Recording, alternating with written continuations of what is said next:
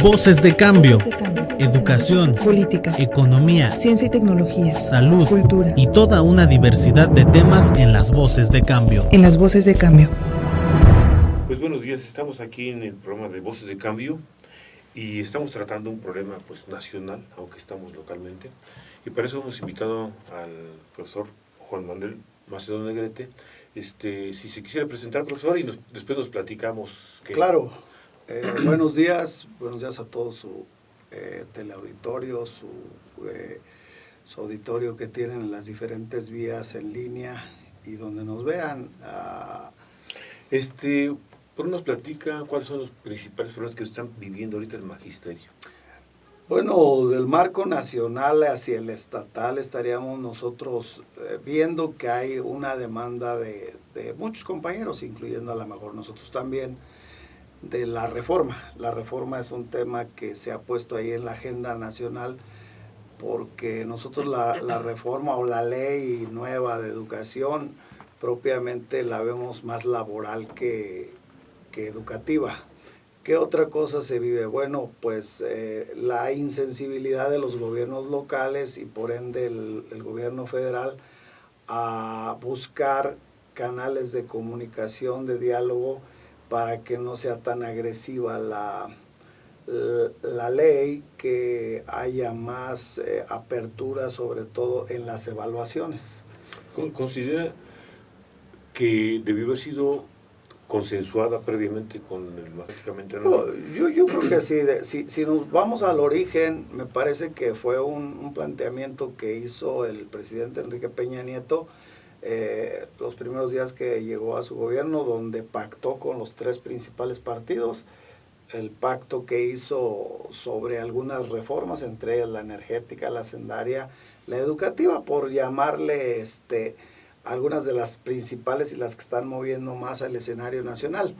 Y por supuesto, digo, él amarrando con los partidos, poco le interesó la opinión de los demás, incluyendo nuestro propio sindicato. Me parece que sí tiene que ver mucho el hecho de que de alguna manera los o nos tomen en cuenta para promover leyes, entre comillas, benéficas o que puedan tener una repercusión, como lo pide el padre de familia, con más calidad.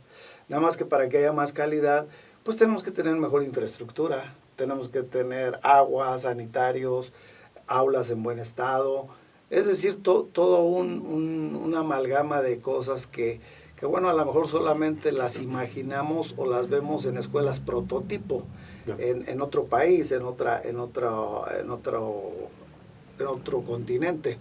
Pero aquí definitivamente creo que la opinión del maestro era fundamental para este proceso.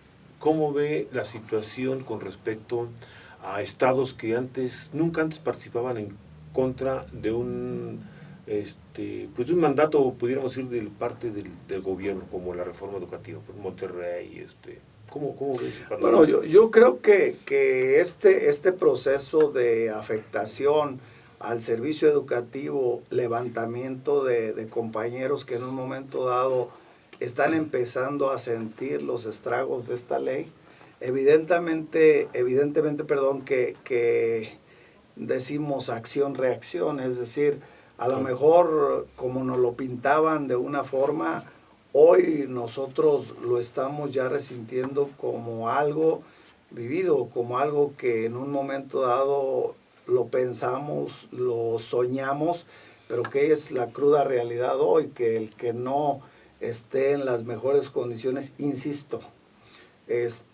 si no tiene una escuela buena, si no, nos quieren medir con la misma vara cuando son estados heterogéneos. Hay estados con más economía. Sin embargo, yo creo que se empieza a trazar una idea de que están caducando esos métodos porque hoy el gobierno no tiene interlocutores que puedan tener sensibilidad para quitar los problemas de en medio. ¿Usted no considera que se ha llegado a un momento peligroso para el país, esta confrontación, o sea, el hecho de los muertos en Oaxaca, aquí también ha habido algunos muertos en el sentido de los que atropellaron aquí en las avenidas, casetas, etcétera, etcétera. Entonces, ¿considera que esto pudiera trascender más ante la cerrazón del gobierno? Porque digo, hay una cerrazón, es decir, yo quiero hablar de fútbol y dices, no, ellos no quieren hablar de fútbol, quieren hablar de tenis, ¿no? Entonces, si estamos hablando de lo que está ocasionando el problema, que es el caso de la reforma educativa, y no querer platicar de la reforma educativa, eso cree que nos puede llevar a un panorama mucho más riesgoso, porque el mismo presidente, el secretario de Educación, el secretario de Educación dice, eso no está a discusión. Entonces, ¿qué panorama ve ante esta cerrazón? Bueno, a mí me preocupa porque si hablamos en el entorno de Michoacán y si vemos cómo se empiezan a asociar unos problemas con otros que al fin y al cabo dicen unidos y organizados venceremos, se dice por ahí en una consigna. Me parece que si nosotros empezamos a ver que hay descontento, vaya, tengan o no tengan razón, los normalistas, los maestros, los de la meseta en Aguatzen, en Pichátaro, en esta parte. Es decir, se van conjuntando una serie de problemas de carácter social y todo también repercute en lo económico, en el campo, en muchas cosas. Esto es aquí en Michoacán. Si vamos a Guerrero, vemos no solamente una descomposición en el magisterio, vemos que no se acaba la delincuencia en Guerrero, sigue habiendo problemas en Acapulco, matazones, sí. 3, 4 por día. En Chiapas la pobreza grandísima que hay, que no puede salir adelante. Y en Oaxaca, bueno, pues, ¿qué podemos decir? Algo similar, igual o peor, porque hace 10 años ahí se desató un problema en el 2006 y que repercutió incluso hasta mandar a la cárcel a mucha gente. ¿Qué posición tienen ante esta suspensión de pagos? Tengo entendido que a gente que le llegara un descuento grande, o sea, tiene más de 3 faltas o 4 faltas, automáticamente al cobrar su cheque está aceptando que esas faltas fueron... Así es. Entonces, al aceptar que tiene más de 4 faltas, automáticamente tú ya estás dado de baja. O sea, sí. Será tu último cheque que puedes cobrar. Entonces, ¿cómo ve ese asunto? Se me hace muy grave, o sea, que la gente pues necesita percibir su salario. En primer lugar, me parece que aun cuando lo establezca la ley, por eso era parte de lo que lo comentábamos al principio, ¿no?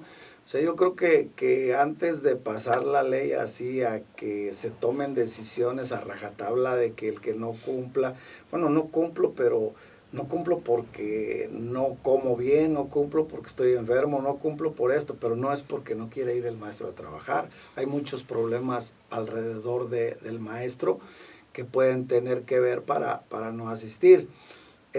Sin embargo, ahora que se da este asunto de los descuentos por un paro indefinido y que de alguna manera se valen de eso para empezar a sancionar, y sobre todo donde quedan muchas dudas, cómo hicieron esos descuentos, porque hubo gente que sí estaba trabajando y le aplicaron el descuento. O sea, fue aleatorio, ¿no? Hay esas escuelas que dicen, aquí todo el mundo vino, sí. y nos descontaron a un montón, ¿no? Entonces eso como que... Y que efectivamente de alguna manera empieza una lucha, y yo a lo mejor no estaba en ese problema o en ese paro, pero hoy eso justifica que yo me vaya al paro. Sí. Es decir, en lugar de restar, suma.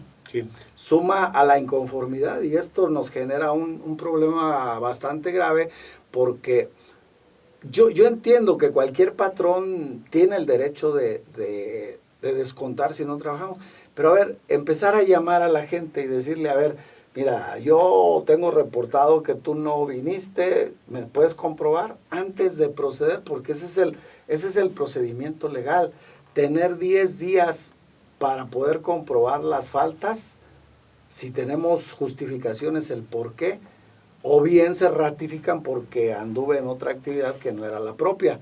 Y entonces se va a otro proceso. Pero hoy, en primer lugar, el error fue que quisieron hacerlo a discreción y que justificándose en la Ciudad de México. 2, que de alguna manera fue gente que incluso estuvo trabajando en tiempo y en forma en las escuelas y en cualquier parte.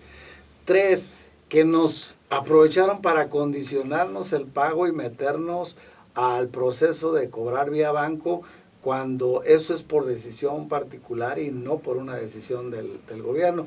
Entonces empezaron a juntar una serie de cosas que, vuelvo a repetir, si había 100 maestros inconformes, hoy hay 200 o 300. Hay una política de buscar la confrontación o la fragmentación Sí. de los mismos trabajadores. Sí. O sea, porque eso de decir a unos sí y a otros no los descuento, a unos les pago, a otros no les pago, ¿no será que esto va a propiciar que se fragmenten y que al final de cuentas, inclusive los mismos que están a lo mejor de acuerdo en algo, vayan a confrontarse, o considera que se van a juntar las inconformidades para...